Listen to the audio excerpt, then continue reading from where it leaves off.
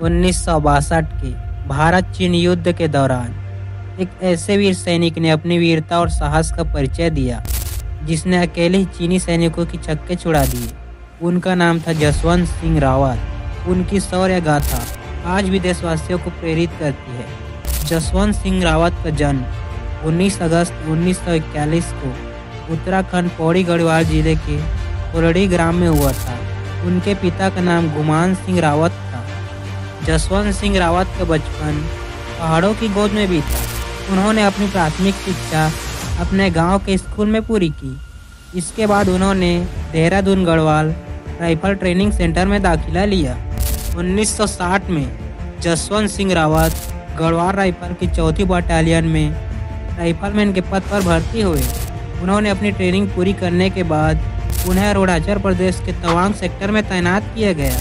1962 में भारत और चीन के बीच युद्ध छिड़ गया। 17 नवंबर 1962 को चीनी सेना ने नूरागंज पर हमला कर दिया। जसवंत सिंह रावत की बटालियन को चीनी सेना का मुकाबला करने का आदेश दिया गया। जसवंत सिंह रावत और उनके साथी चीनी सैनिकों से बहादुरी से लड़े।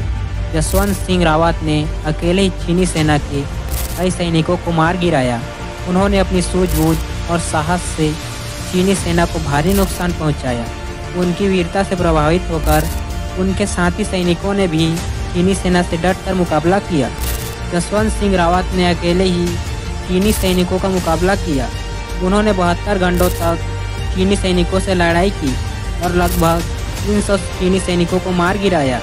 उन्होंने अपनी वीरता और साहस से चीनी सैनिकों को चौंका दिया और उन्हें पीछे हटने पर मजबूर कर दिया। जब चीनी सेना ने उन्हें घेर लिया तो उन्होंने युद्ध बंदी बनने के बजाय खुद को गोली मार ली। उन्होंने अपनी मातृभूमि की रक्षा के लिए अपने प्राणों की आहुति दे दी। जसवंत सिंह का बलिदान भारतीय इतिहास में अमर है। उन्हें मरणोपरांत महावीर चक्र से सम्मानित किया गया और अरुणाचल प्रदेश में नूरांग शहर में उनका एक मंदिर है जहां लोग उनकी पूजा करते हैं। भारतीय सेना उन्हें आज भी एक नायक मानती है। जसवंत सिंह रावत को बाबा जसवंत सिंह के नाम से भी जाना जाता है। ऐसा कहा जाता है कि उनकी आत्मा आज भी सीमा पर भारतीय सैनिकों की रक्षा कर रही है। जसवंत सिंह रावत की स्मृति में भारतीय सेना ने नूरागंज में जसवंतगढ़ नामक एक स्मारक बनाया है। जसवंत सिंह रावत का शौर्य और बलिदान हमें यह याद दिलाता है कि हमें अपनी मातृभूमि की रक्षा के लिए हमेशा तत्पर रहना चाहिए।